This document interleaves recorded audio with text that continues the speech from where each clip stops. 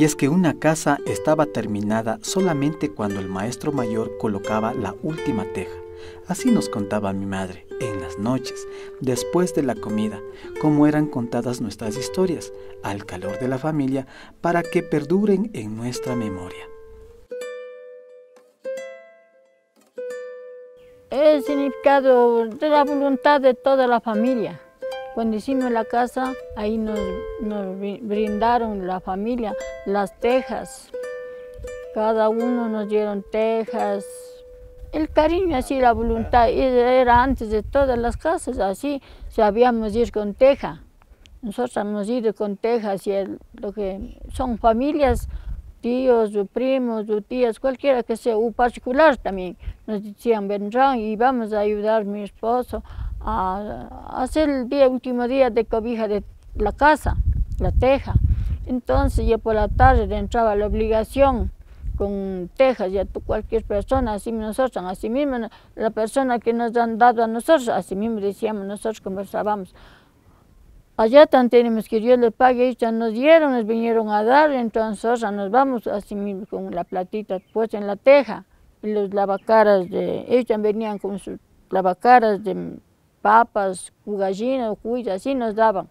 Entonces así mismo nosotros sabíamos cómo devolvernos a la voluntad.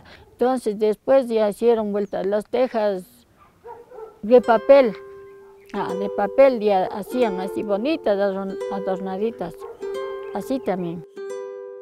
Y era también ese instante en el que dos mundos, dos visiones opuestas se expresaban en un mismo acto.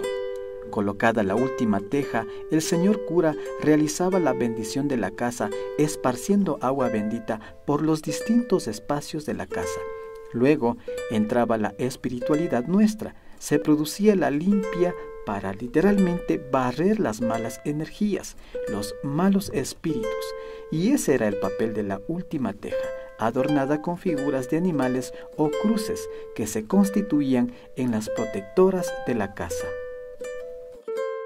Entonces de ahí así mismo hemos ido para la subida de la teja, así mismo con los voladores subían ahí, nos traían para la comida ya. Entonces ahí subían y bailaban, toda la gente sabíamos bailar haciendo una bomba marcando la teja, hasta que nos toque otro cogía, que les toque el turno, subiendo la teja a la casa. Entonces ahí vueltan los demás, baila y baila la familia, con todo gusto bailábamos. Y de ahí acabando ya bajaba el señor que está subiendo la teja, ya bajaba ya acabando. Y de ahí ya sabíamos recibir la teja, y de ahí ya preparábamos la mesa ya para toda la gente. Entonces ahí les dábamos una mesa, cuántas que sabíamos tener bastante lienzos, así, mis mamás, toda la gente de antes han sabido tejer lienzos, así bastante, pero bastante gente, pues, una mesa grande. Ahí sabían poner el mote, todo. Entonces ponían unas bancas hacia los lados, entonces ahí se sentaban toda la gente. Entonces ya seguíamos dando los platos ya. Y el trago, cuando acostumbrábamos el trago, eso dábamos, cuánta que vendían por litros de trago, vendían litros, así botellas grandes. Esas botellas daban a todos los... La familia que nos brindan, nos daban la teja. Podría decirse que simbolizaban también los buenos deseos. Así, el toro, la buena energía, el coraje, el burro, el trabajo, el gallo, la fortuna y la prosperidad. También adornadas con billetes, los cuales eran entregados al dueño de la casa. Y como dice don Chino, un comerciante de tejas que abandonó el oficio, había la gallina de los huevos de oro que traían prosperidad. En resumen, todas tenían el propósito de proteger a la casa y a quienes la habitan de las malas energías. Y ahora ya no acostumbran a hacer tejas así de figuras, nada ya, ni de papel, nada ya. Yo pienso que con el tiempo todo se ha sabido olvidarse, acabarse la costumbre ya. Entonces ahora es otra costumbre, ya viene más y más cambiado el tiempo. Se ha cambiado, entonces ahora ya las figuras así no se ha visto en ninguna parte. Que ahora hacen de esternil, si no hacen de loza, ya no hay. Un poquito pues se van, no sé, ya no me he ido a ninguna parte. Ya no acostumbran a nadie ya. Por eso la gente toda ahora ya están cambiando la teja. También ya no hay casa de teja ya.